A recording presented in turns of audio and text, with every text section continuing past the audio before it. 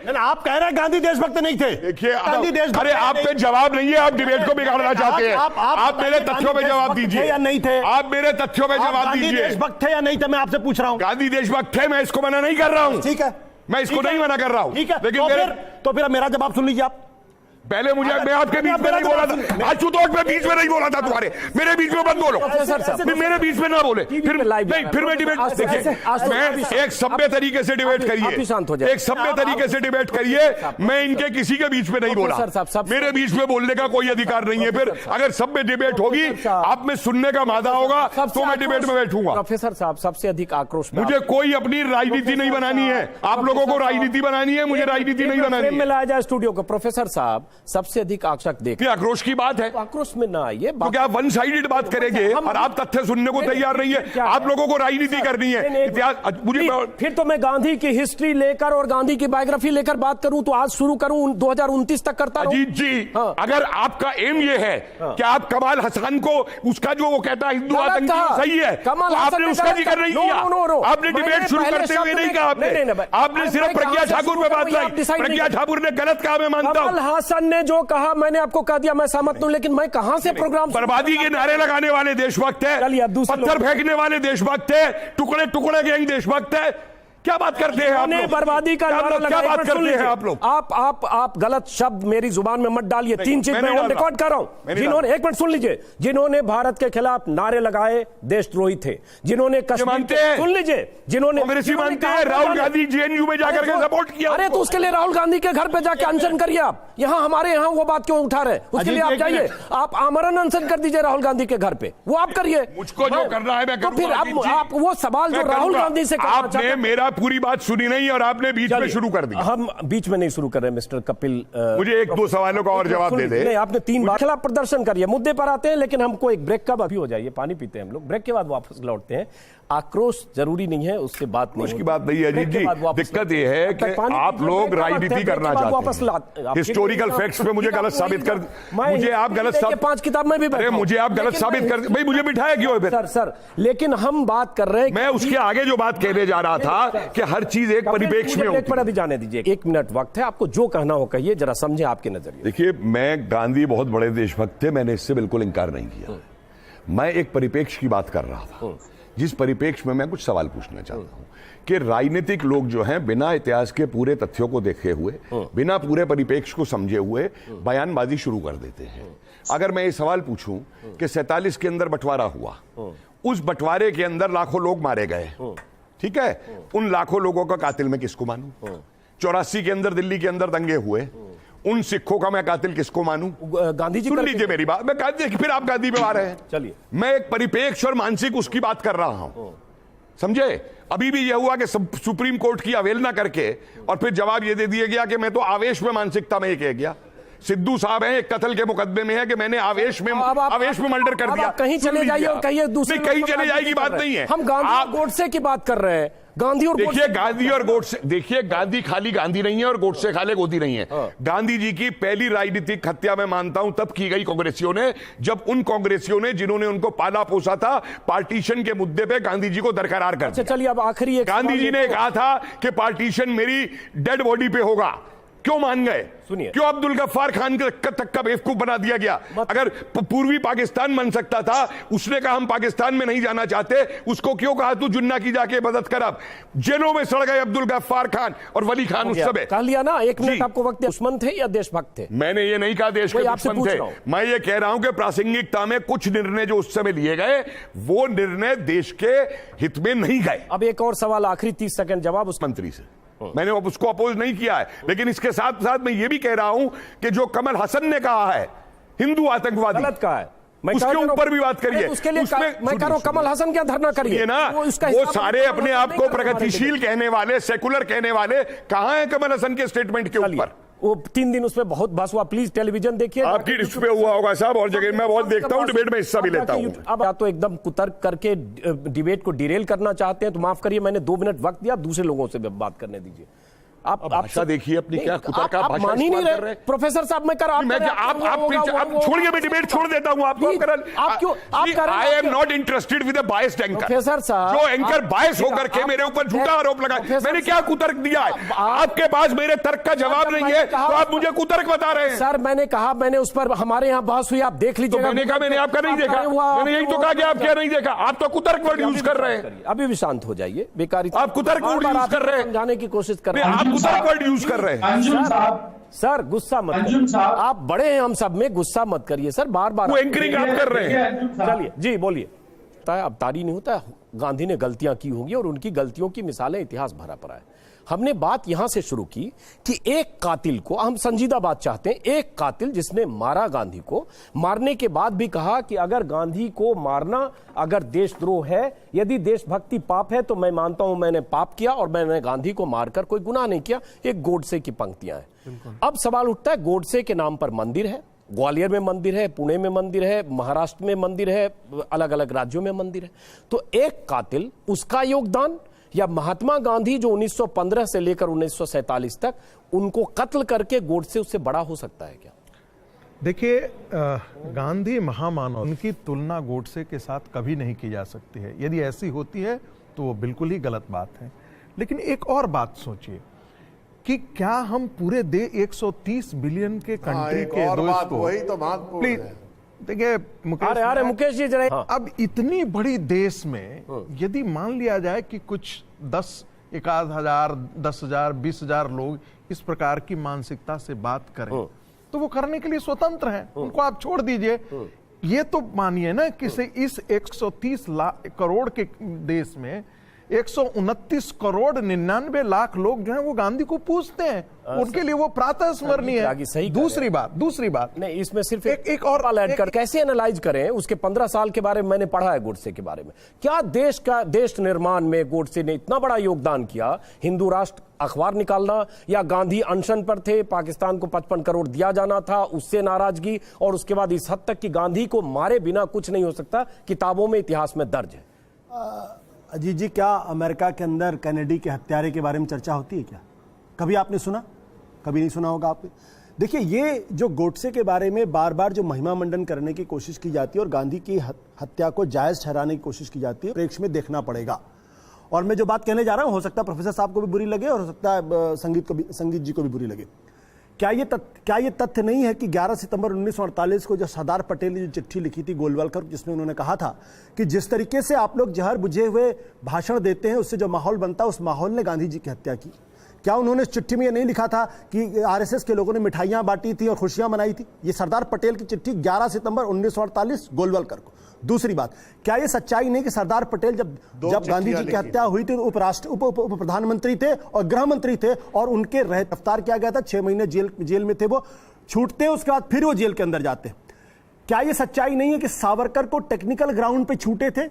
क्या सच्चाई नहीं? और जीवनलाल कपूर जो कमेटी बनी थी, उस कमेटी ने यह माना था कि आरएसएस का इस हत्या में कोई हाथ नहीं है, लेकिन उन्होंने यह भी कहा था, तब तक सावरकर की डेथ हो चुकी थी, कि सावरकर का हाथ था उनकी हत्या में। हाँ चलिए, सावरकर के खिलाफ कोई सबूत नहीं मिला, इसलिए जो जमात, प्रोफेसर साहब आपसे जवाब लेंगे। भारतीय जनता पार्टी एक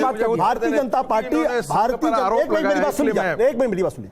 भारतीय जनता पार्टी आज भी सावरकर को आराध्य पुरुष मानती है, जिसको टेक्निकल ग्राउंड पे सिर्फ छूटे थे पहली बार, और जीवनलाल कपूर ने, जो सुप्रीम कोर्ट के जज थे, उन्होंने कहा था कि इनका हत्या में हाथ था। सवाल इस बात का है, ये वो सोच है जो बार बार निकलती है। क्या ये सच्चाई नहीं? मैं संगीत से पूछना चाहता हूं कि आरएसएस की गांधी वध कहा जाता है उनकी हत्या को, और ये बात सच है कि 1962 के बाद से गांधी को प्रातः स्मरणीय का, तो गांधी वध क्यों कहा जाता है भाई? चलिए जवाब लेते हैं, आशुतोष जवाब लेते हैं। मैं आशुतोष का उत्तर देना चाहता हूं। पहली बात तो संघ ने कभी भी गांधी जी की हत्या को जस्टिफाई नहीं किया है। दूसरी बात, संघ को गांधी की हत्या से जोड़ा गया है, ये मैं आपको बार बार कह रहा हूं। तीसरी बात मैं कहना चाहता हूं, आप बार बार ये जो कहा जाता है कि पटेल के पत्र को उद्धृत करके ये कहा जाता है, उसी पटेल ने कहा कि आरएसएस के जो हैं वो मिसगाइडेड देशभक्त हैं, यह भी पटेल की ही पत्र का हिस्सा है। यह भी आप बताइए देश को। और अंतिम बात कहकर अपनी बात को विराम देता हूं। यदि उस सोच ने गांधी की हत्या की, मैं अजीत तो जी इसके- जिस सोच ने भारत को विभाजन किया, मां भारती को खंडित किया, उसके लिए आप किसे उत्तरदायी समझते हैं? माउंटबेटन प्लान में एक साल बाद होने वाला था, 6 महीना पहले घटित होता है। किस व्यक्ति ने किस कामना से उसको एक्सेप्ट किया, जिसके कारण 10 लाख लोग मारे गए, 10 लाख में से 7 लाख विधवाएं हुई और 15 लाख जो है वो अपने घर परिवार से निर्वासित होकर के गए। उस हत्या के लिए कौन जिम्मेदार था? इसका कोई इतिहास मूल्यांकन करने के लिए तैयार है? प्रोफेसर कपिल कुमार को शामिल करेंगे। एक बड़ा दिलचस्प किस्सा है, गांधी गोलवलकर की मीटिंग होती है और गोलवलकर से वो चाहते हैं एश्योरेंस। मुझे लगता है हम थोड़ा सा एक मिनट और वो कहते हैं कि आप एक चिट्ठी लिख दीजिएगा ताकि इस तरीके का दंगे वाली बात ना हो। वो वहां से जाते हैं और चिट्ठी कभी नहीं आती है। गांधी जी से पूछा गया कि आपको क्या लगता है, बोला नहीं मुझे इनकी बातों पर यकीन नहीं हो रहा है। ये गांधी जी का असेसमेंट। और फिर गांधी ये बार बार कहते हैं, गांधी जी मानते थे कि आरएसएस बड़ी अनुशासित संगठन है। गांधी जी ने कहा था कि अनुशासन तो हिटलर के नाजिज्म में भी था और अनुशासन आरएसएस पर विमर्श कर नहीं रहे थे आशुतोष। गांधी जी ने एक शब्द भी आरएसएस के खिलाफ नहीं कहा है। एक शब्द आशुतोष यदि आप दिखा देंगे, इस तरह से नहीं था एक शब्द भी, एक पंक्ति भी गांधी जी ने आरएसएस के खिलाफ नहीं बोला है। ये मैं आपको दावे नेशनल चैनल पर कर रहा हूं। क्या आप ये मानते हैं कि गांधी जी ने ये नहीं कहा था कि जब उनसे आरएसएस के अनुशासन की बात की गई, अनुशासन तो हिटलर के नाजिज्म में भी था?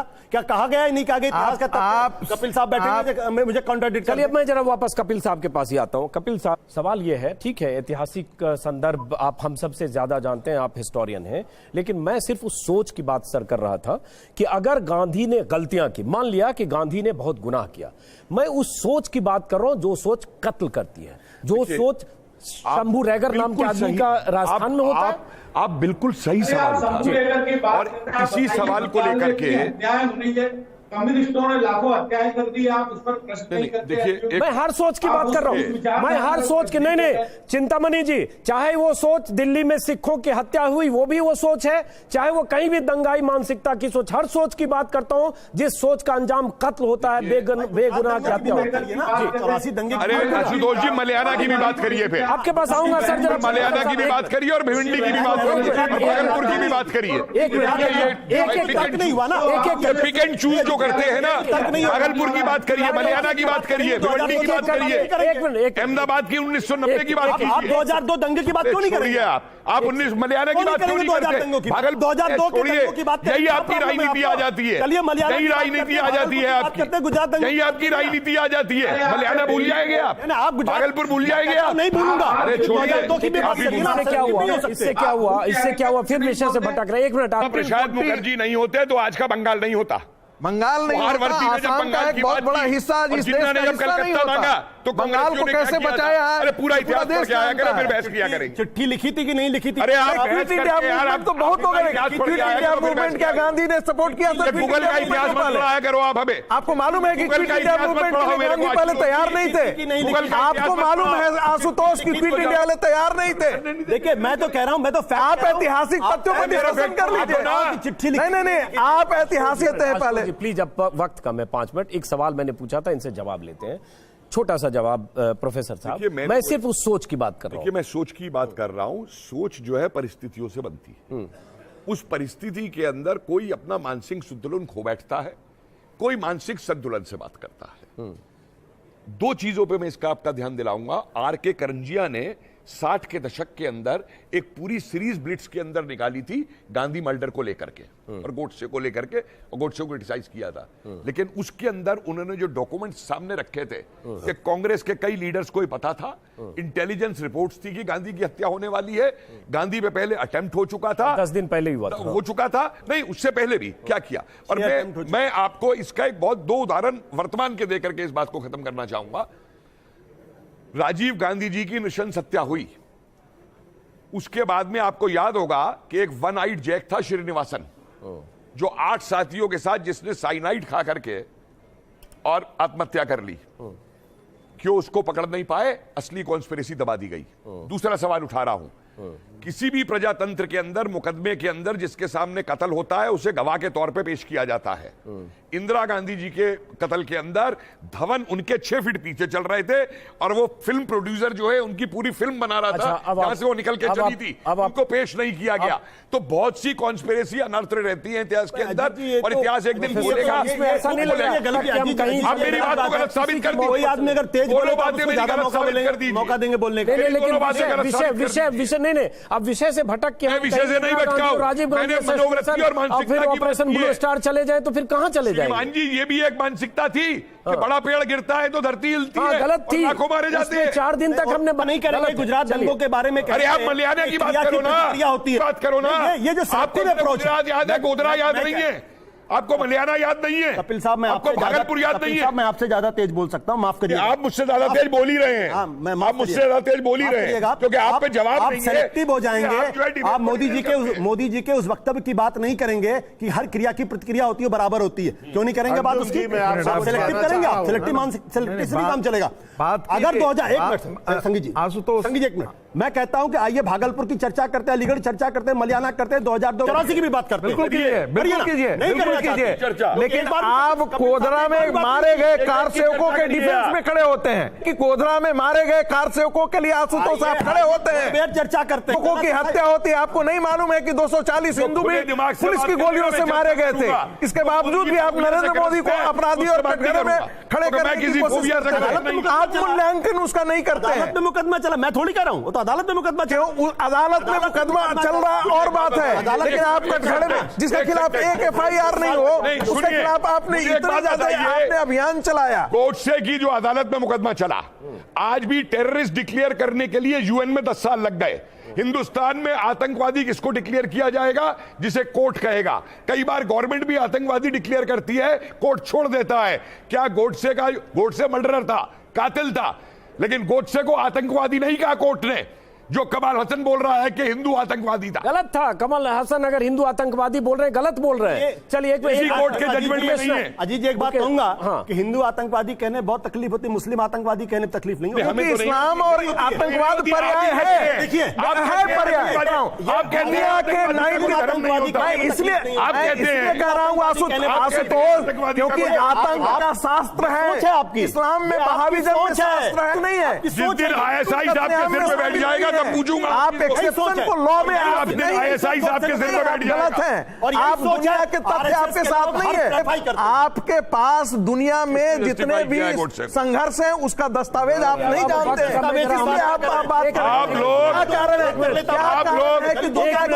आप लोग मोदी फोबिया से गले शामिल करें। सारे मुस्लिम आतंकवादी नहीं है, लेकिन सारे आतंकवादी मुस्लिम क्यों है? तो देशद्रोही है, देशभक्त तो नहीं है किसी सूरत में। वही एक सवाल आ जाता है जो मैंने शुरू में बात उठाई, देशद्रोही, देशभक्त और ये सब डेफिनेशंस जो हैं, समझे? तो मैं पूछ रहा हूं आपसे, सिद्धू साहब बहुत बड़े देशभक्त हैं, उन्होंने भी एक कत्ल किया था। ये तो आपके राहुल गांधी कह रहे हैं सुप्रीम कोर्ट में।